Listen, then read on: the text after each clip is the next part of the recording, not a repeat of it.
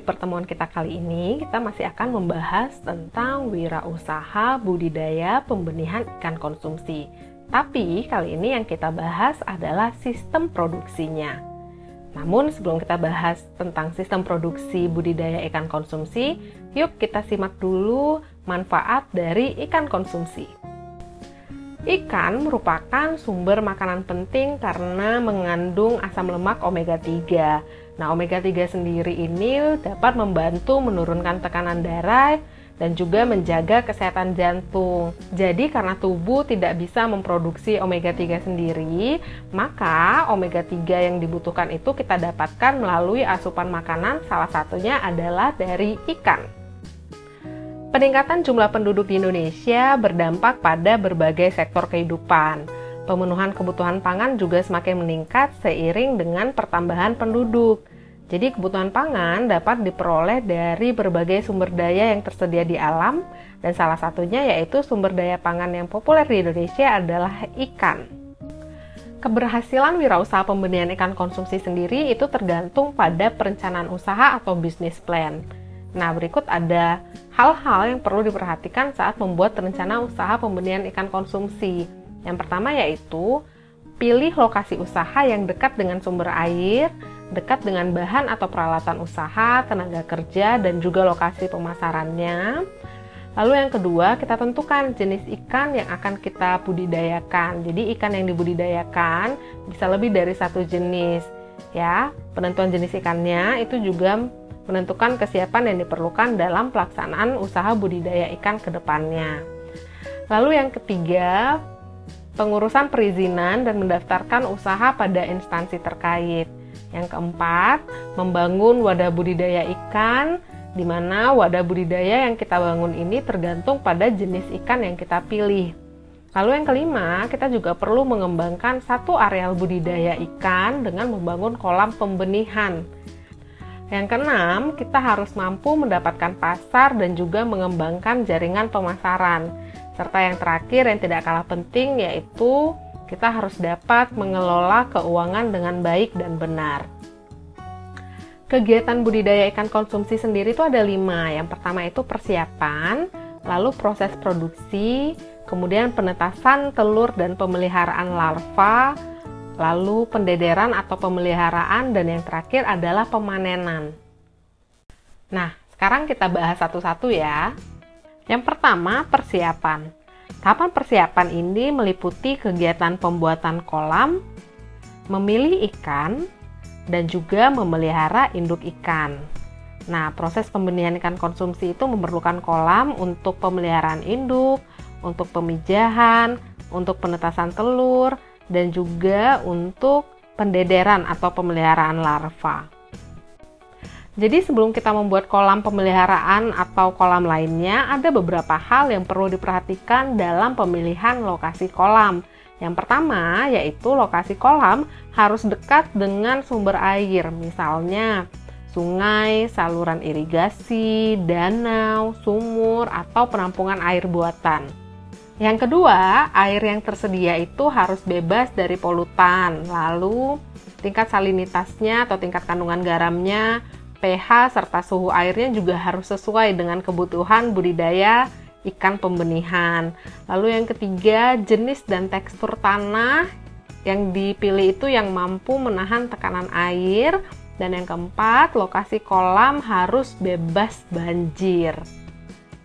Untuk kolam pemeliharaan induk sendiri itu boleh dibuat terpisah, boleh juga tidak. Ini semua itu tergantung dengan jenis ikannya. Misalnya ya, untuk budidaya pembenihan ikan nila, induk jantan dan induk betinanya itu akan dibuatkan kolam pemberokan atau kolam pematangan yang terpisah. Nah, untuk ukuran kolamnya sendiri itu juga disesuaikan dengan kebutuhan. Biasanya sih ya, itu 1 meter persegi untuk 1 ekor induk. Lalu struktur dan perlakuan kolamnya juga itu disesuaikan dengan kebutuhan ikan. Misalnya ya, kalau untuk indukan ikan lele, kolam yang dibuat itu biasanya dari tanah liat atau lempung, lalu dia berlumpur, subur, dan tidak porus atau tidak berpori. Kemudian kolam lain yang perlu disiapkan adalah kolam pemijahan. Jadi kolam pijah atau kolam pemijahan ini biasanya terbuat dari beton atau dari terpal. Dan ada juga kolam pendederan. Nah, kolam pendederan ini biasanya dari bak terpal atau dari semen, atau bisa juga dari fiber. Yang kedua, proses produksi. Nah, proses produksi ini juga meliputi beberapa kegiatan. Yang pertama yaitu pemilihan induk, di mana induk ini harus disesuaikan dengan SNI atau Standar Nasional Indonesia. Kemudian apabila ada induk yang merupakan induk unggul hasil pemuliaan atau domestikasi, maka harus ada yang namanya surat keterangan asal atau SKA.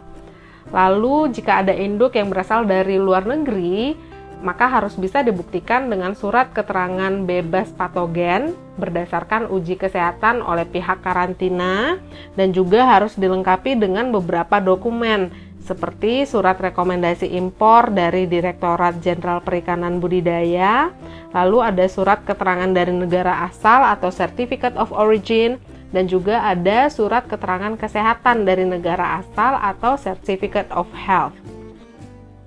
Kemudian ada yang namanya kegiatan perlakuan karantina induk. Nah, ini untuk induk yang berasal dari dalam dan luar negeri, di mana dilakukan proses pengamatan terhadap kondisi dan juga kesehatan dari si induknya sendiri. Pengamatan kondisi dan kesehatan induk ini dapat dilakukan dengan cara uji stres, uji mikrobiologi, atau uji molekuler. Apabila nanti ditemukan penyakit yang dapat disembuhkan, maka induk harus diberi perlakuan pengobatan. Tapi apabila yang ditemukan adalah penyakit yang tidak dapat disembuhkan, maka induk tadi harus dimusnahkan. Lalu kegiatan pemeliharaan induk. Jadi di dalam kegiatan pemeliharaan induk ini, kondisi ruangan dan wadah harus disesuaikan dengan persyaratan teknis bagi induk untuk dapat mendukung perkembangan gonad dan juga proses reproduksi. Jadi gonad itu adalah kelenjar reproduksi dari ikan, ya. Kemudian pengelolaan air juga harus dilakukan dengan tujuan agar media dalam bak pemeliharaan memenuhi persyaratan mutu air bagi pemeliharaan induk. Dan kemudian selama proses pemijahan dan penetasan telur harus dilakukan penanganan dengan baik. Yang keempat, kegiatan pemberian pakan dan obat. Jadi pakan yang kita berikan kepada induk itu harus sesuai dengan kebutuhan baik dari jenis, dosis, frekuensi pemberian maupun kandungan nutrisi yang sesuai bagi perkembangan gonad dan juga kualitas telur. Nah, pakan harus bebas dari yang namanya bahan kimia dan juga obat-obatan yang dilarang, serta bebas dari kontaminasi. Untuk penggunaan pakan induk berupa pakan buatan itu harus memperhatikan aturan pakai dan juga tanggal kadaluarsanya. Nah, pakan induk harus disimpan di dalam wadah atau tempat yang bersih sehingga terhindar dari kontaminasi serta pengaruh sekitar yang bisa mempercepat kerusakan pakan. Nah, untuk induk yang terinfeksi penyakit dapat diobati dengan bahan kimia dan obat-obatan yang terdaftar di Kementerian Kelautan dan Perikanan dengan memperhatikan kondisi fisik dan juga aturan pakainya. Lalu untuk bahan kimia dan obat-obatan itu harus disimpan di tempat yang bersih dan terhindar dari pengaruh yang dapat mempercepat kerusakan. Lalu ada proses pemijahan. Jadi pemijahan adalah proses pembuahan sel telur oleh sel sperma. Untuk pemijahan ikan konsumsi sendiri itu berdasarkan dengan cara berkembang biaknya. Jadi ada yang ikan vivipar, ikan ovovivipar, lalu ada juga ikan ovipar. Nah, tugas pertama kalian untuk pertemuan kali ini adalah mencari bagaimana cara pemijahan untuk ikan vivipar, ikan ovovivipar, dan juga ikan ovipar. Dan jangan lupa untuk menyertakan contoh ikannya. Oke, sekarang kita lanjut ya. Untuk pemijahan ikan sendiri itu bisa terjadi secara alami, bisa juga secara buatan dan juga semi buatan. Nah, kalau untuk secara buatan itu dibantu dengan hormon. Kemudian yang ketiga adalah penetasan telur dan pemeliharaan larva. Jadi sel telur yang sudah dibuahi tadi selanjutnya memasuki tahapan penetasan. Nah, proses penetasan telur menjadi larva itu bergantung dari jenis ikannya. Umumnya, telur yang sudah berumur 2 hingga 3 hari selanjutnya akan menetas dan menjadi larva. Larva sendiri itu pakannya merupakan pakan alami berupa plankton. Dan ada beberapa faktor yang mempengaruhi perkembangan larva, yaitu yang pertama air kolam, lalu cahaya, kemudian pengelolaan kualitas airnya, lalu suhu dan oksigen, pH air, dan yang terakhir adalah kadar amonianya. Kemudian yang keempat, kegiatan pendederan atau pemeliharaan benih ikan. Nah, kegiatan pendederan atau pemeliharaan ini bisa dibagi 3. Yang pertama, cara tradisional. Jadi cara tradisional ini di mana pemeliharaan benih ikan dilakukan di kolam tanah. Jadi tidak perlu lagi menggunakan pupuk atau kapur untuk mengolah dasar kolam. Penebaran benih yang dilakukan pada cara tradisional juga tidak memperhitungkan luas kolam, tidak memperhitungkan daya dukung kolam, dan juga tidak memperhitungkan ukuran benih kolam. Jadi benih pada cara tradisional ini mendapat makanan secara alami dari kolam.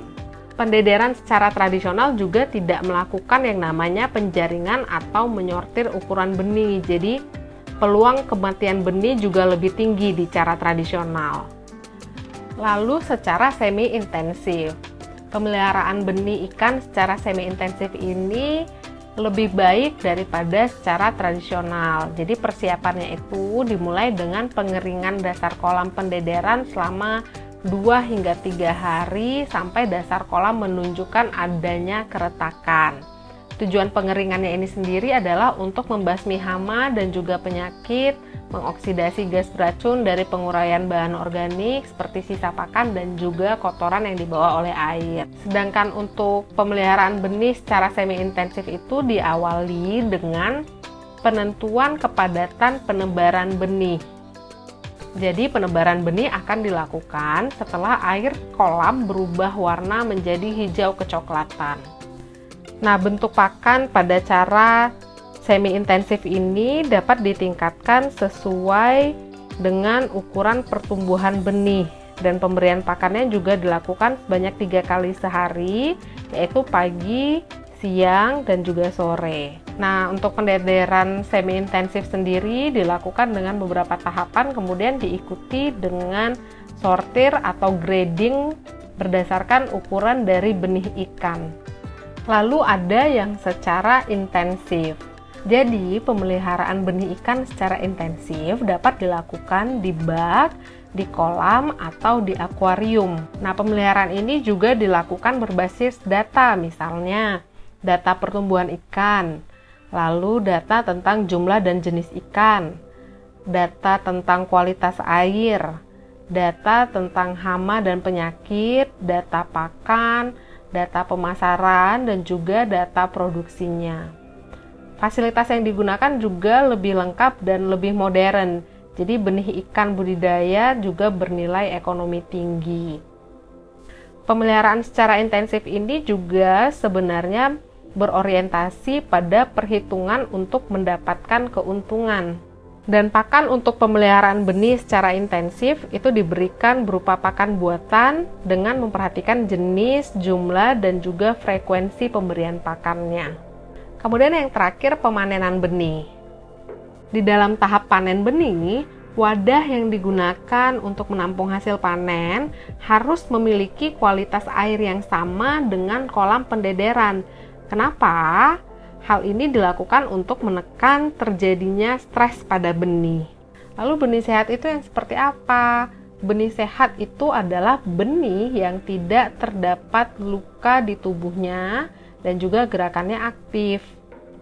Berdasarkan Standar Nasional Indonesia atau SNI, ada beberapa ketentuan panen. Yang pertama yaitu pemeriksaan benih secara visual dan juga laboratoris, kemudian umur dan ukuran, lalu bahan yang digunakan harus sesuai dengan SNI pembenihan, dan yang terakhir peralatan panen harus bersih dan juga steril.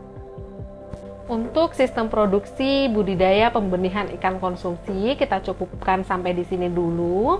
Setelah ini jangan lupa untuk mengerjakan latihan yang sudah Miss upload di Edmodo.